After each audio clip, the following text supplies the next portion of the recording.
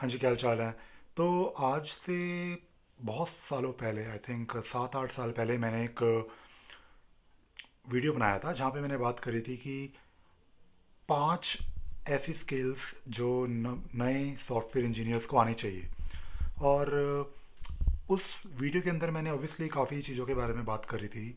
मैंने basically 5 skills के बारे में बात करी थी, बट एक स्किल है जो मैंने उस वीडियो में मेंशन करी थी। और काफ़ी लोगों ने मुझे मतलब थोड़ा सा अजीब सा फीडबैक दिया। और मैं आपको बताता हूँ कि वो स्किल क्या थी। वो स्किल क्या है बेसिकली। मैंने इस वीडियो में ये बोला था कि एक्सेल जो है वो एक बहुत ही इंपॉर्टेंट स्किल होती है।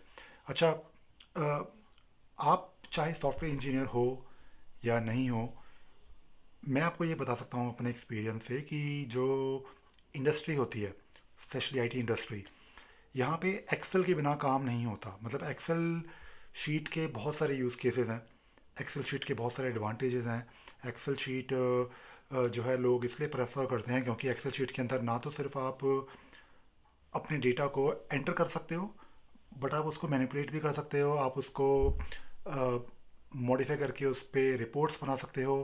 एक्सेल शीट जो है वो कैलकुलेशंस के लिए यूज़ होती है। एक्सेल शीट जो है अकाउंटेंट्स यूज़ करते हैं। एक्सेल शीट्स बैंक्स में यूज़ होती है। एक्सेल शीट को एज अ डेटाबेस यूज़ किया जाता है। और एक्सेल शीट को आप मतलब अगर यूज़ करते हो तो उसके एंडलेस यूज़ केसेस हैं। ठीक है। तो इस वीडियो में मैंने सोचा कि एक बार ज़रा फिर से एक्सेल शीट के बारे में बात करी जाए। और मैं ऑब्वियसली अपने एक्सपीरियंस से ही आपको ये सब चीज़ें बता रहा हूँ क्योंकि ये सब चीज़ें मैंने देखी हैं इंडस्ट्री में। और सॉफ्टवेयर इंजीनियर्स और आईटी तो चलो एक बहुत ही एक कॉमन यूज़ केस है, बट इन जनरल अगर आप एक्सेल शीट पे काम करना जानते हो और अगर आपको आता है एक्सेल शीट पे काम करना, तो नॉन टेक्निकल लोग भी एक्सेल पे काम करते हैं। और बहुत सारे ऐसे मतलब रियल लाइफ सिनेरियोज होते हैं जहाँ पे एक्सेल शीट की ज़रूरत पड़ती रहती है। अच्छा, एक्सेल शीट ऑब्वियसली मैं जो बात बता रहा हूँ आपको, एक्सेल तो एक माइक्रोसॉफ्ट का प्रोडक्ट है, बट ये सारी चीज़ें एप्लीकेबल हैं गूगल शीट्स पर भी। और गूगल शीट्स ऑब्वियसली सबको पता है कि वो ऑनलाइन कोलैबोरेटिव तरीका होता है शीट्स को मैनेज करना। और एक्सेल शीट से ज़्यादा अच्छा वर्ड होगा और अच्छी स्किल होगी, वो होगी स्प्रेडशीट, बिकॉज वो थोड़ा सा जेनरिक हो जाता है। ठीक है। तो अगर आप कुछ भी कर रहे हो कंप्यूटर्स में, ठीक है, और मैं मतलब अज्यूम कर रहा हूँ कि अगर आप मेरा वीडियो देख रहे हो तो most of you would be from IT background, तो एक्सेल या स्प्रेडशीट को आप इग्नोर नहीं कर सकते। ठीक है, वो तो आपको आना ही चाहिए। अगर आप कहीं पे भी जॉब करने जाते हो और अगर आपको एक्सेल शीट नहीं आती तो आपको दिक्कत होगी। फॉर एग्ज़ाम्पल, आप let us say you are from a non technical background, आप काम करने जाते हो किसी अकाउंटेंट के पास। ठीक है। तो अकाउंटेंट तो ऑब्वियसली आपको पता ही है, वो तो अपना जो डेटा है टूल्स में जो होते हैं पॉपुलर टूल्स अकाउंटेंसी के वहाँ पे रखते हैं।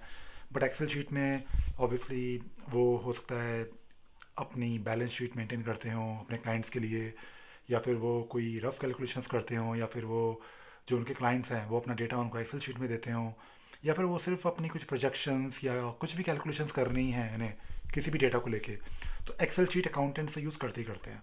इसके अलावा अगर आप किसी रिक्रूटर के लिए काम कर रहे हो, ठीक है, तो रिक्रूटर अपना जो कैंडिडेट्स का डेटाबेस है वो एक्सेल शीट में स्टोर करता है। और अगर आप फॉर एग्जांपल किसी प्रॉपर्टी एजेंट के लिए काम करते हो, मैं आपको अलग अलग वैरायटी वाले यूज़ केस बता रहा हूँ, तो ऑब्वियसली वो अपनी प्रॉपर्टीज़ का डेटाबेस एक्सेल में स्टोर कर सकता है।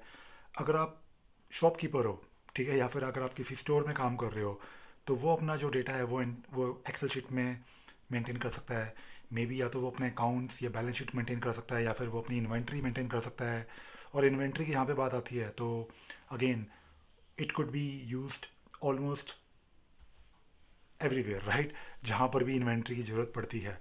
तो ये तो हो गया मतलब नॉन टेक्निकल यूज़ केस। और जो टेक्निकल यूज़ केस हैं वो तो खैर बहुत ही सारे हैं, उसका तो उसकी तो कोई लिमिट ही नहीं है। उसके लिए तो मतलब पता नहीं कितने वीडियोस बनाने पड़ेंगे। और ऑनलाइन बहुत सारे अम, ऐसे वीडियोस हैं और यूट्यूब पे चैनल्स हैं जहाँ पे आपको जाके इसके बारे में इंफॉर्मेशन मिल जाएगी।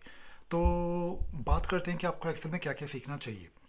मैं तो आपको ये कहूँगा कि अगर आप नॉर्मल यूज़र हो तो सबसे पहले तो आप ये डिसाइड करो कि आपको करना क्या है, मतलब अपने कैरियर में आपका आपका मतलब डोमेन क्या है। जैसे मैंने आपको बताया कि अगर आप नॉन टेक्निकल बैकग्राउंड से हो तो फिर तो ऑब्वियसली आपको एक्सेल पे जो बेसिक्स बेसिक्स हैं वही आने चाहिए। ठीक है, वो तो आने ही चाहिए कि कैसे आप डेटा एंटर करोगे, कैसे आप सॉर्टिंग करोगे, कैसे आप कॉपी पेस्ट करोगे, कैसे आप मल्टीपल शीट्स को मैनेज करोगे, कैसे आप फिल्टरिंग करोगे। ठीक है, तो ये तो बहुत ही बेसिक चीज़ें हो गई हैं।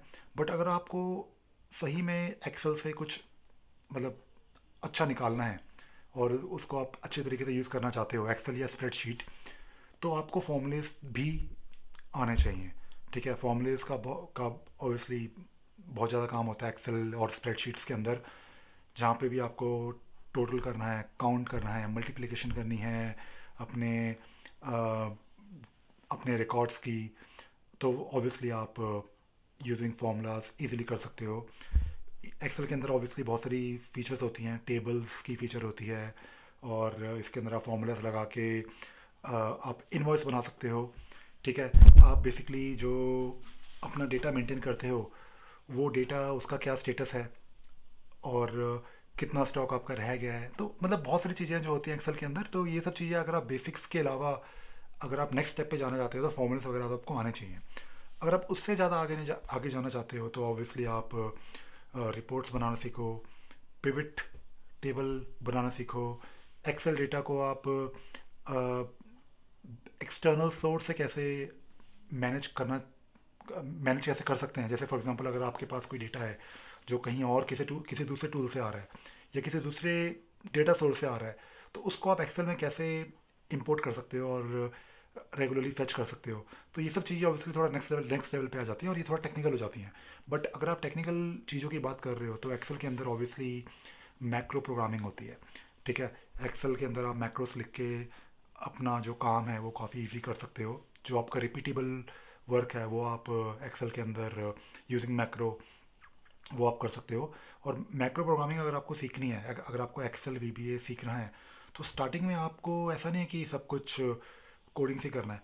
एक्सेल के अंदर क्या है कि एक रिकॉर्डिंग ऑप्शन होता है मैक्रो का। तो अगर आप कुछ कर रहे हो ना, जैसे आप एक शीट पे गए, फिर आपने कुछ एंट्री करी, फिर आपने सॉर्टिंग करी, फिर आपने कुछ डिलीशन की, एंट्री करी, तो वो सब चीज़ें रिकॉर्ड हो जाती हैं कहीं पे, बेसिकली जो आपका मैक्रो होता है, और उस मैक्रो को आप फिर मॉडिफाई कर सकते हो।